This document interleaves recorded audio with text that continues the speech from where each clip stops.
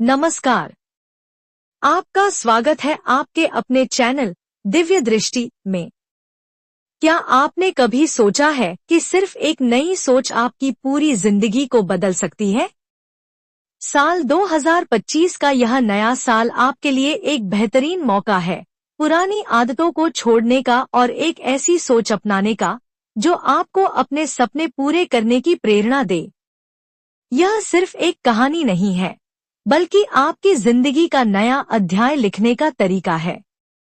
अगर आप भी बदलाव चाहते हैं तो इस वीडियो को आखिर तक जरूर देखें, क्योंकि अंत में मैं आपको कुछ ऐसा बताने वाला हूं जो आपकी सोच और आपकी जिंदगी दोनों बदल देगा। हमारी हर कहानी में छुपा होता है एक गहरा संदेश जो आपकी सोच और आपके जीवन को एक नया आयाम दे सकता है। तो चलिए इस नई सोच के साथ नई शुरुआत की यात्रा शुरू करते हैं। यह कहानी केवल सुनने के लिए नहीं, बल्कि जीने के लिए है। एक छोटे से गांव में एक बूढ़ा साधु अपनी सादगी भरी जिंदगी के लिए प्रसिद्ध था। लोग उन्हें ज्ञान बाबा के नाम से जानते थे। गांव के लोग अपनी हर समस्या का समाधान खोजने के लिए बाबा के पास आते थे। हर साल जब नया साल आने वाला होता, बाबा एक विशेष सभा बुलाते और कहते, यह साल भले ही बीत गया हो, लेकिन नया साल एक नई किताब की तरह है। सवाल यह है कि आप उस किताब में क्या लिखना चाहते हैं।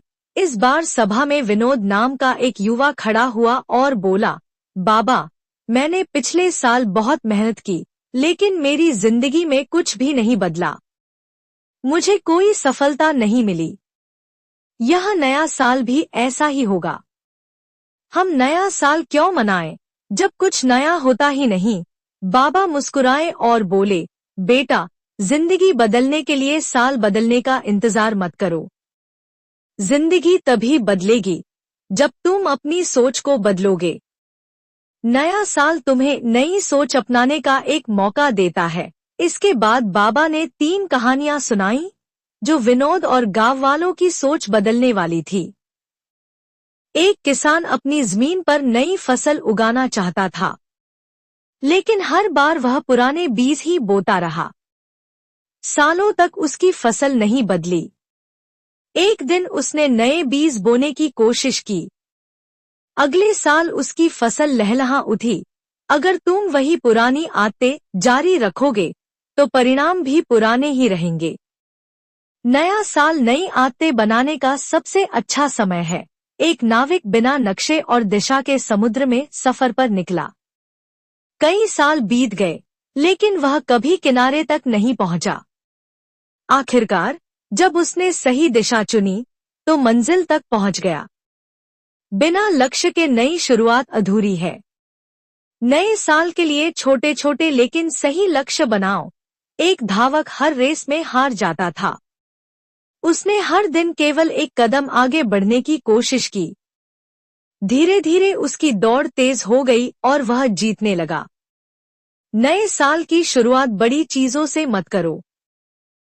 छोटी छोटी जीत हासिल करो और बड़ी सफलता खुद तुम्हारे पास आएगी।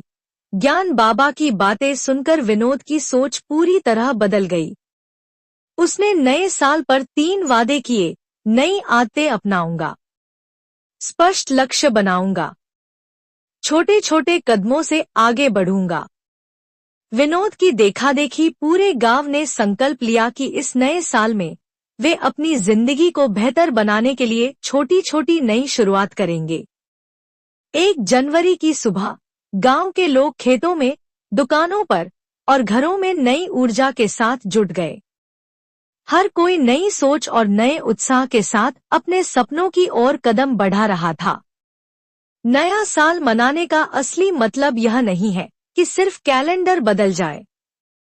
असली जश्न तब है जब आपकी सोच और मेहनत से आपकी जिंदगी बदल जाए। गांव के लोग साधु बाबा की सीख से प्रेरित होकर आगे बढ़ गए। लेकिन विनोद के मन में एक सवाल अभी भी बाकी था। वह सोच रहा था, क्या यह शुरुआत ही मेरी मंजिल है या अभी और कुछ बदलना बाकी है। बाबा की कहानियां तो अच्छी हैं, लेकिन मैं इन्हें अपनी जिंदगी में कैसे उतारूं? अगले दिन विनोद फिर से बाबा के पास गया और बोला, बाबा, ये सब बातें सुनने में तो बहुत अच्छी लगती हैं, लेकिन मैं शुरुआत कहाँ से करूं? मुझे तो यह भी समझ नहीं आ रहा कि पहला कदम क्या होगा। बाबा मुस्कुराए और बोले, बेटा, सबसे पहले अपनी जिंदगी के 4 हिस्से बनाओ। ये 4 हिस्से तुम्हारे जीवन को नई दिशा देंगे। बाबा ने कहा, सबसे पहले अपने शरीर पर ध्यान दो। अगर शरीर स्वस्थ नहीं रहेगा तो कोई लक्ष्य और कोई सपना पूरा नहीं होगा। उन्होंने विनोद को एक सरल योजना दी, सुबह जल्दी उठो। सूरज उगने से पहले उठना तुम्हारे दिन को नई ऊर्जा देगा। हर दिन 30 मिनट कसरत करो। योग, दौड़ना या कोई और व्यायाम करो। अच्छा और ताज़ा खाना खाओ। पुरानी और अस्वस्थ आदतों को छोड़ दो। बाबा बोले, स्वस्थ शरीर, स्वस्थ दिमाग की पहली सीढ़ी है। 2025 में यह सबसे बड़ा निवेश होगा। बाबा ने कहा, तुम्हारी सोच ही तुम्हारी जिंदगी बनाती है। हर दिन अपने मन को नई सोच से भरने की आदत डालो। उन्होंने कुछ सुझाव दिए। नकारात्मक विचारों को छोड़ो।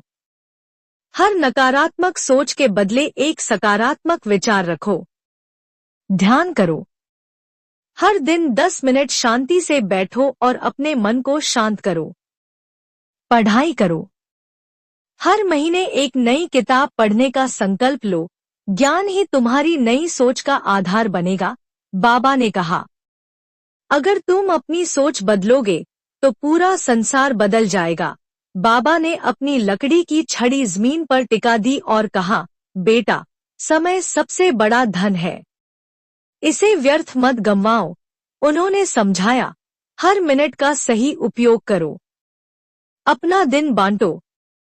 सुबह, दोपहर और शाम को सही कामों में लगाओ। मोबाइल, टीवी और फिजूल की बातों से बचो। हर दिन एक लक्ष्य बनाओ, छोटा हो या बड़ा, लेकिन हर दिन एक नई उपलब्धि हासिल करो। बाबा ने अंत में कहा, जिंदगी में रिश्ते सबसे अनमोल होते हैं। अगर तुम्हारे साथ अच्छे लोग होंगे तो सफलता खुद तुम्हारे पास आएगी। उन्होंने विनोद को यह सिखाया, परिवार के साथ समय बिताओ। हर दिन 30 मिनट अपनों के साथ बैठकर बातें करो। दोस्तों की पहचान करो। ऐसे दोस्तों से जुड़ो जो तुम्हें आगे बढ़ने के लिए प्रेरित करें। मदद करो। जरूरतमंदों की सहायता करो। सच्चे रिश्ते तुम्हारी जिंदगी की सबसे बड़ी ताकत बनेंगे। बाबा बोले। बाबा की इन 4 सीखों को अपनाने के लिए विनोद ने एक डायरी ली और पहले पन्ने पर लिखा, 2025, मेरी नई सोच और नई जिंदगी की शुरुआत। उसने हर दिन छोटे छोटे कदम उठाने शुरू कर दिए। सुबह जल्दी उठना और कसरत करना। दिन भर सकारात्मक बातें सोचना और लिखना। समय का सही उपयोग करके कुछ नया सीखना। माँ बाप के साथ बैठकर दिन भर की बातें साझा करना। धीरे धीरे विनोद की जिंदगी में बदलाव आने लगा। वह जो पहले उदास रहता था, अब गांव का सबसे खुश और सफल व्यक्ति बन गया। ज्ञान बाबा की ये बातें सिर्फ विनोद के लिए नहीं थी। पूरे गांव में एक नई लहर दौड़ गई। हर कोई अपनी नई सोच के साथ छोटे छोटे बदलाव कर रहा था। नए साल का जश्न अब सिर्फ एक दिन का नहीं था, यह पूरे साल का संकल्प बन चुका था। 2025, हम बदलेंगे, तभी दुनिया बदलेगी। बाबा ने आखिरी सभा में कहा, बेटा, नया साल कैलेंडर पर सिर्फ एक तारीख नहीं है, यह तुम्हारी जिंदगी में नए अवसरों का दरवाजा है। इसे मत बंद करो। नई सोच के साथ हर दिन नई शुरुआत करो और देखो कैसे जिंदगी बदलती है। विनोद ने बाबा की 4 सीखों को अपने जीवन का हिस्सा बना लिया और अपनी जिंदगी को नई ऊंचाइयों पर पहुंचा दिया। लेकिन गांव के अन्य लोग भी सोच रहे थे कि उनका अगला कदम क्या होगा। बाबा को यह बात समझ में आ गई। उन्होंने पूरे गांव को अगले रविवार पहाड़ी के पास बुलाया। गांव वाले उत्सुक थे। बाबा, आप क्या नया बताने वाले हैं? जब सब लोग एकत्र हो गए तो बाबा ने धीरे से कहा, आज हम एक अभ्यास करेंगे। ऐसा अभ्यास जो न सिर्फ तुम्हें नई सोच देगा बल्कि तुम्हारी आत्मा को जागृत करेगा। बाबा ने सबको शांत होकर बैठने को कहा और उनके सामने 5 सवाल रखे। उन्होंने कहा, अगर तुम इन सवालों का जवाब ईमानदारी से दोगे और उनके लिए कदम उठाओगे तो 2025 तुम्हारे जीवन का सबसे यादगार साल बन जाएगा। सवाल 1, मैं कौन हूँ? बाबा ने कहा, सबसे पहला सवाल है, खुद को पहचानो। तुम कौन हो? तुम क्या बनना चाहते हो? लोग अक्सर दूसरों की नकल करते हैं और खुद को भूल जाते हैं। उन्होंने निर्देश दिया, एक कागज लो और लिखो, मैं कौन हूँ? मेरी सबसे बड़ी ताकत क्या है? मुझे क्या बनना है?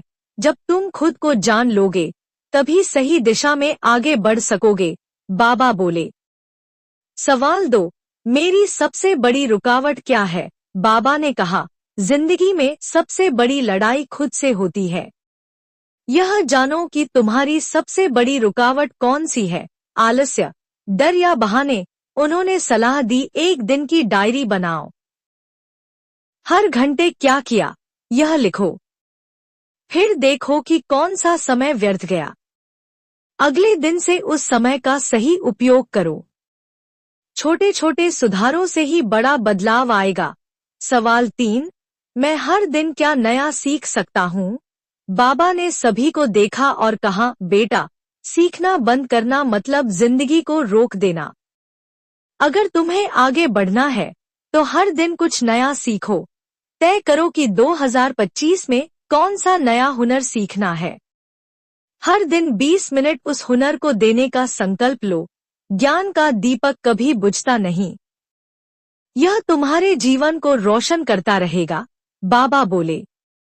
सवाल 4, मैं दूसरों के लिए क्या कर सकता हूँ? बाबा ने समझाया, जिंदगी सिर्फ अपने लिए जीने का नाम नहीं है। जब तुम दूसरों के लिए कुछ करते हो तब सच्ची खुशी मिलती है। हर हफ्ते एक छोटा सा काम करो, जैसे किसी को पढ़ाना, जरूरतमंद को खाना देना, किसी का काम आसान करना। ये छोटे छोटे काम तुम्हें अंदर से मजबूत और खुश करेंगे, उन्होंने कहा। बाबा ने इन 5 सवालों के साथ एक चुनौती दी, अगले 21 दिन तक इन सवालों को अपने जीवन में उतारो। कहते हैं 21 दिन की मेहनत एक नई आदत बना देती है। अगर तुम इसे ईमानदारी से करोगे तो 2025 तुम्हारे जीवन का सबसे सुनहरा साल बनेगा। गांव में एक नई ऊर्जा दौड़ गई। सबने 21 दिन की चुनौती को अपनाया। लोग अपनी आदतें सुधारने लगे, समय का सही इस्तेमाल करने लगे, दूसरों के लिए छोटे छोटे काम करने लगे। लोगों ने रोज लिखना शुरू किया, आज मैंने नया क्या सीखा, मेरी सबसे बड़ी जीत क्या रही, मैंने किसकी मदद की। धीरे धीरे गांव का माहौल बदलने लगा।